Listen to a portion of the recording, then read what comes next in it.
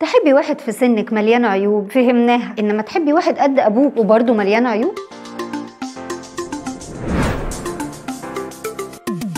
سلسلة العقد ما بتخلص. أب وأم اتجوزوا وجابوا بنت وولد، فجأة قرر الأب يختفي من حياة أولاده أو يبقى موجود بس عدم وجوده أحسن. قسوته بتزيد وبيحرمهم من كل مشاعر الحب والاهتمام اللي هم محتاجينها في مراهقته. الولد ما بقاش قادر يتقبل نفسه ولا يقدرها، والبنت بقت تدور على زوج كبير في صورة أب. ده غير إنهم خايفين دايما إن هم يتسابوا وبيتجنبوا العلاقات العاطفية وما بيعرفوش يدوا الأمان لحد، ودي بقت منتشرة جدا الأيام دي. لما قريت عنها لقيت إن في شوية خطوات لو عملناهم تقدر تساعدنا نتخطى العقدة دي. أولهم إنك تعرف إن المشكلة دي مشكلة باباه، وإن العيب عمره ما كان فيك أنت، وطلع كل الغضب والحزن اللي جواك حتى لو هتروح تصرخ في المخدة ما فيهاش حاجة، وتخلص من كل الأفكار الوحشة اللي اتراكمت جواك واستبدلها بأفكار مختلفة زي إنك تستحق الحب والتقدير وما تقبلش أقل من اللي أنت تستحق. ولو العقدة دي مش قادر تتخطاها روح لمختص يساعدك، وحط نفسك أول أولوياتك وقول يلا نفسي.